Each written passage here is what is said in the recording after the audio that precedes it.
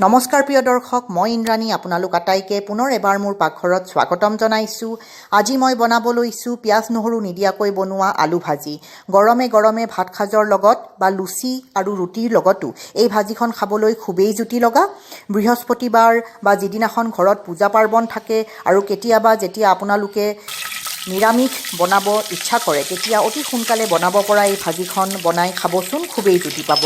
এই ভাজিখন অতি কম সময়তে বনাব পাৰি, গতিকে ৰাতিপুৱাৰ সময়ত খৰধৰ লাগিলে এই ভাজিখন বনাই সৰু ল'ৰা ছোৱালীৰ পৰা ডাঙৰেও টিফিনতো লৈ যাব পাৰে।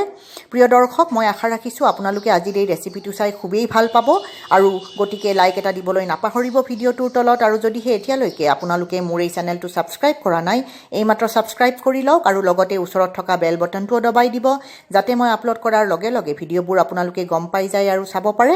আহক বনোৱা আৰম্ভ কৰোঁ আলু ভাজি।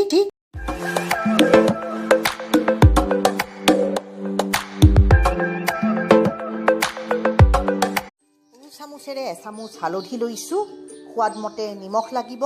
সৰু চামুচেৰে এচামুচ গোটা জিৰা, সৰু চামুচেৰে আধা চামুচ চেনি, এমুঠি ধনিয়া মিহি মিহিকৈ কাটি, দুটা কেঁচা জলকীয়া মিহি মিহিকৈ গোল গোলকৈ কাটি, 20-25টা নৰসিংহৰ পাত, ৰিফাইণ্ড অইল লাগিব আৰু 5টা আলু উহাই বাকলি চেলাই মই এনেকুৱা টুকুৰা কৰি কাটি লৈছোঁ। এয়া হ'ল আমাৰ আলুৰ ভাজি বনোৱাৰ সামগ্ৰীখিনি। আহক এতিয়া আলু ভাজি বনাই লওঁ। কেৰাহীটো গৰম কৰি ল'লোঁ, 3 চামুচ টেবুল স্পুনেৰে ৰিফাইণ্ড অইল গৰম কৰি জিৰাখিনি দি দিলোঁ, লগতে কেঁচা জলকীয়াখিনিও যোগ কৰিম আৰু নৰসিংহৰ পাতকেইটাও এইখিনি সময়ত যোগ কৰি দিম। অকণমান মিলাই দিম, হালধিখিনি যোগ কৰি দিম, গেছ একদম কম কৰি থ'ব। নিমখখিনি দি পেলাই ভালদৰে মিলাই দিম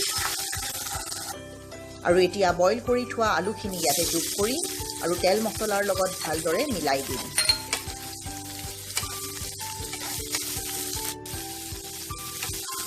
এয়া চাওক, ভালদৰে মিলাই দিলোঁ, গোটেইখিনি ভালদৰে মিলি গৈছে।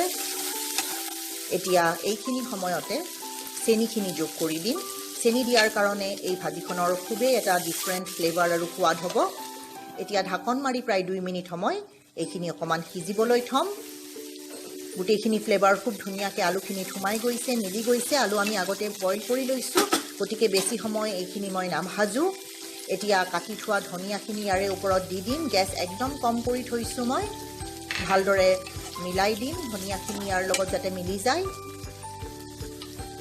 আৰু এতিয়া প্ৰায় 1 মিনিট সময়ৰ কাৰণে ঢাকন মাৰি থ'ম, যাতে ধনিয়াৰ ফ্লেভাৰখিনি আলুৰ লগত ভালদৰে মিলি যায়। এয়া চাওক, ভাজি হৈ গৈছে, খুব ধুনীয়া হৈছে। গেছ বন্ধ কৰি দিলোঁ আৰু এতিয়া আপোনালোকৰ সন্মুখত পৰিৱেশন কৰি দেখুৱাম। এয়া চাওক প্ৰিয় দৰ্শক, পিঁয়াজ নহৰু নিদিয়াকৈ বনোৱা এই সহজে বনাব পৰা আলু ভাজিখন খাবলৈ খুবেই সোৱাদৰ হয়।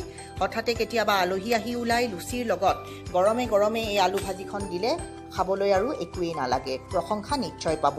ঘৰতো কেতিয়াবা বৃহস্পতিবাৰে হওক বা পূজা পাৰ্বণ হওক পিঁয়াজ নহৰু নিদিয়াকৈ বনোৱা এই আলু ভাজিখন খাই চাওকচোন, আপোনালোকে খুবেই সোৱাদ পাব। অতি সোনকালে এনেকৈ আলু ভাজি বনাই খাওক আৰু কেনেকুৱা লাগিল কমেণ্ট এটা কৰি মোক জানিবলৈ নিশ্চয় দিব। আজি সময় উলিয়াই আপোনালোকে মোৰ এই ৰেচিপিটো চালে অশেষ ধন্যবাদ। পুনৰ লগ পাম অতি সোনকালে আৰু এটা নতুন ৰেচিপিৰ সৈতে। ধন্যবাদ।